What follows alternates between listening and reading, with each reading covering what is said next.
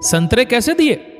अखिलेश जी ने सड़क किनारे फल का ठेला देख अपना स्कूटर रोका ही था कि उस फल के ठेले के करीब पहले से खड़े एक ग्राहक ने उस फल विक्रेता से पूछा, 60 रुपए के 1 किलो साहब। बहुत महंगे बता रहे हो, 30 के लगाओ।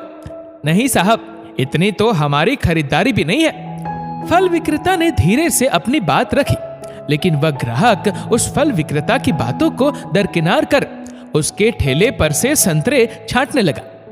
तुम हमेशा फलों के दाम अधिक बताते हो, ठीक ठीक दाम लगाओ। साहब 50 के किलो लगा देता हूँ, बताइए कितने तौल दूं? उस फल विक्रेता ने संतरे तौलने के लिए ठेले पर से अपना तराजू उठा लिया, लेकिन वह ग्राहक अपनी जिद पर अड़ा रहा। 50 नहीं 30, ना आपकी ना हमारी, 40 के लगा देता हूँ। ठीक है साहब? चलो ठीक है, 2 किलो संतरे दे दो। उस ग्राहक और फल वाले के बीच हो रही सौदेबाजी को वही बगल में खड़े होकर देख रहे अखिलेश जी को उस ग्राहक का उस गरीब फल वाले से इतना मोलभाव करना अजीब लगा।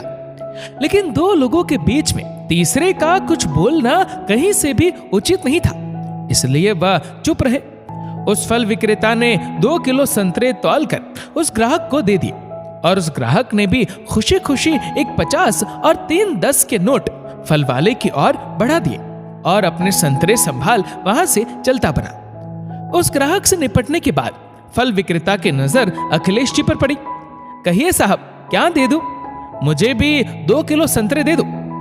ये कहते हुए अखिलेश जी वहीं ठेले पर रखी डलिया में अपने हाथों से चुन चुन कर संतरे रखने लगे और वह फल वाला भी उनके चुने हुए संतरों को तोलने के लिए तराजू पर चढ़ाने लगा। लीजिए साहब, हो गए पूरे 2 किलो।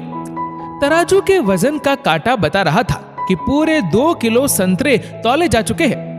अखिलेश जी ने अपने स्कूटर की डिक्की से कपड़े का थैला निकाल लिया और उस फल वाले ने बड़ी सावधानी से संतरे उनके थैले में डालकर थैला उन्हें थमा दिया।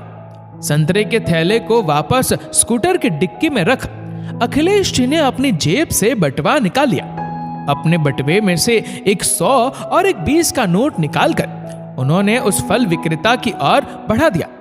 अखिलेश जी बिना कोई मोलभाव किए संतरे की कीमत देते हुए मुस्कुरा रहे थे, लेकिन उस फल वाले ने उनके हाथ से मात्र 100 का नोट लेकर उल्टा उन्हें अपनी तरफ से ही एक 20 का नोट थमा दिया।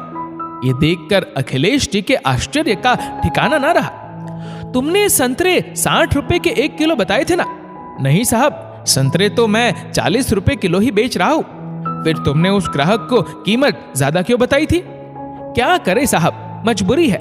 कैसी मजबूरी? मेरी और उनकी, हम दोनों की। मैं कुछ समझा नहीं।